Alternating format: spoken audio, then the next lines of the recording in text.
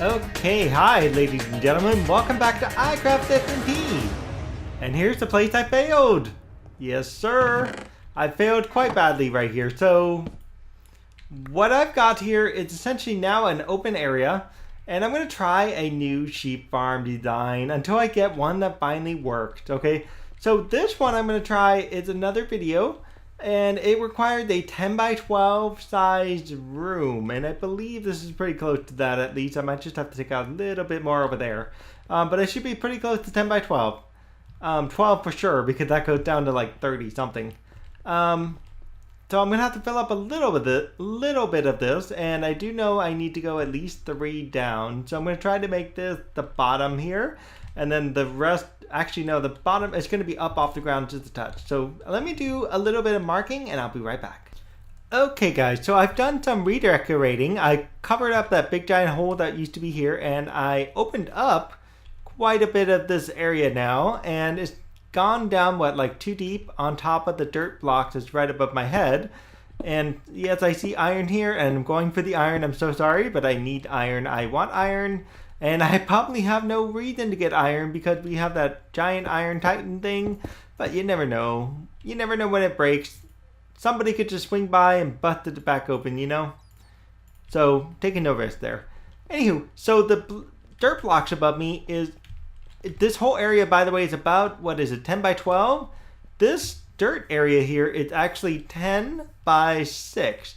What's going to happen here is I got pistons. I got pistons all along the back. The pistons are going to push up and down a set of blocks, which is going to have water all back here. The water is going to push all the way 8 blocks to about here, and it's going to push the sheep all the way here. And in the front, it's essentially going to be a minecart system that's going to go back and forth, collecting wool from this one particular area. What I would love to do is kind of do an interconnecting minecart thing, but I don't know if that's even possible. So for the time being, see, I've got all of this stuff here. Yeah, this is the one problem when you have to kind of do some redecorating here, you know? Is you got all of this extra stuff here hanging out, kind of impeding your progress. So anyways, this wall here is designed to keep the sheep in. That's essentially what it's for. And it goes essentially all the way around the entire build. And it actually is too high. So what I'm going to do off camera for a few minutes. Oh, I wonder how am I going to get there?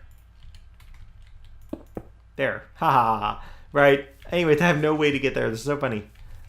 Sure. Let's just get myself up here at least a little bit. So this will essentially be the sheep pen.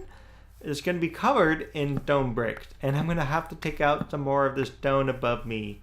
Alright guys, I'll be right back. I'm going to finish this off real quick. Stay tuned. Okay, next up, we need to put in some rails. So essentially what's happening is you're going to have a minecart that goes back and forth here, and this minecart essentially is going to be a way to collect sheep. I'm not sure, honestly, if this is faster or what, you know, compared to some other designs, but I'm going to try this, you know. Worst case is we at least try this out, and if it works, great. If it doesn't work, well, then you know what to say, right? How do you get, there we go. That should be it, right? Yes. So I need to put a powered rail here, because this essentially is the thing that keeps me going back and forth. I also need to put in a detector rail right here. This detector rail, I keep trying to say it wrong. I think it goes here actually.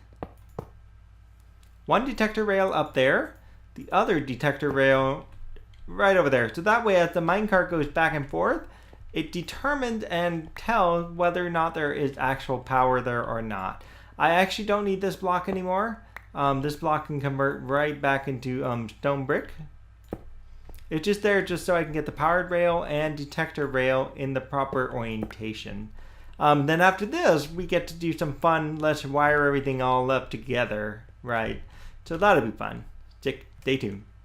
Okay guys, so what's up next is down over here where this detector rail is, we need to put we need to break out this very bottom block that would have been part of the wall going all the way down for the bottom of the track. And we essentially, I'll show you on the inside before I show you the redstone piece there. We essentially need one block there. This block actually is non-existent at this point.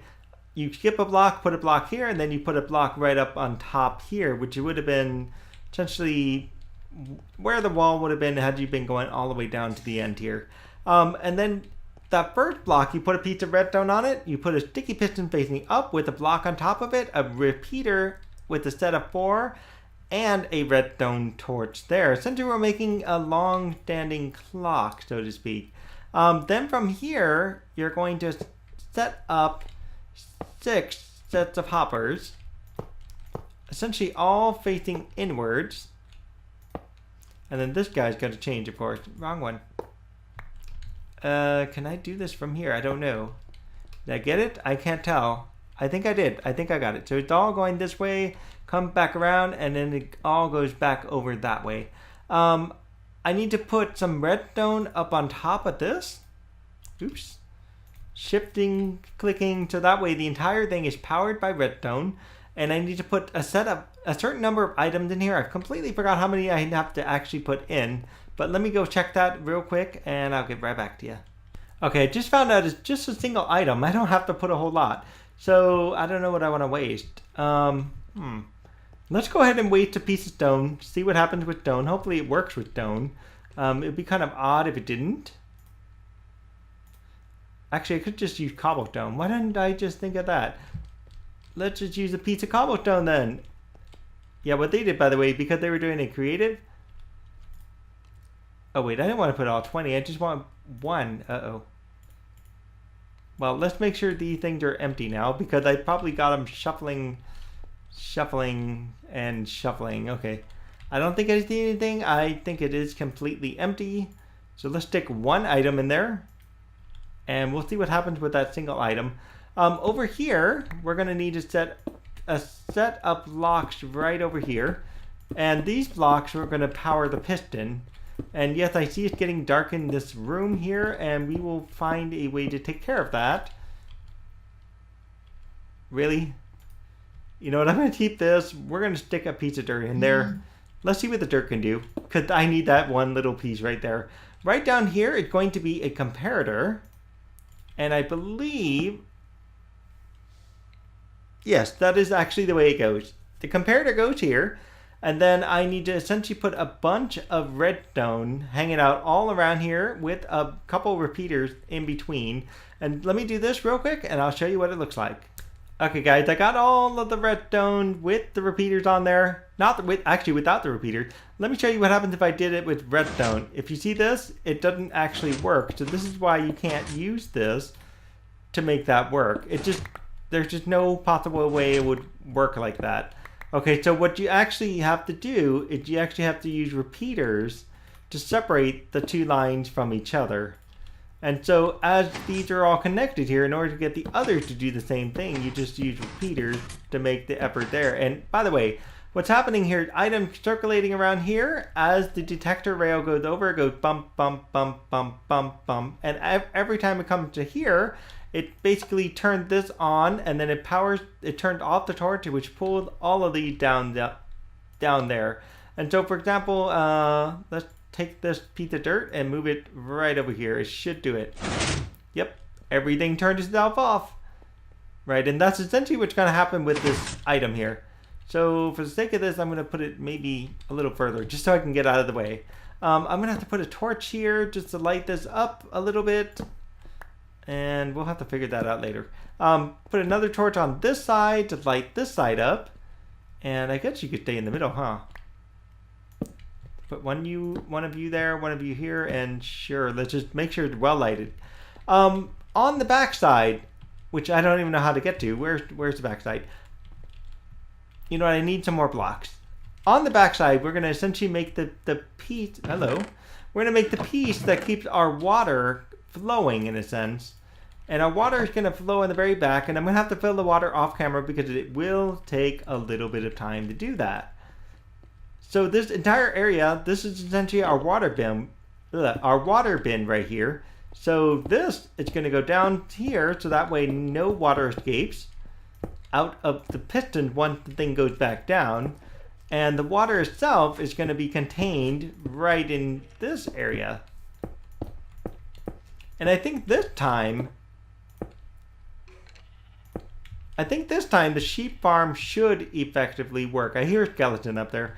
And what I would like to figure out is how do I find a way to expand this? We shall see if it works or not. Let me go ahead and fill up the water. I'll be right back, guys. Alright guys, you can kind of sort of see how this works. So as I'm shearing away, it gives the sheep enough time to eat as the minecart goes back and forth. And this piece right over here, if you notice as I hit the detector rail, it activates the powered rail. So it acts essentially like a redstone torch, so to speak. And this detector rail is working on essentially a semi-automatic clock. And so as it goes through 6 ticks, the sheep should hopefully have enough time to eat. And eventually I should hit the click where it turned on the water like so, and it only goes 8, so it stops right here, which pushes all the sheep right up against the wall.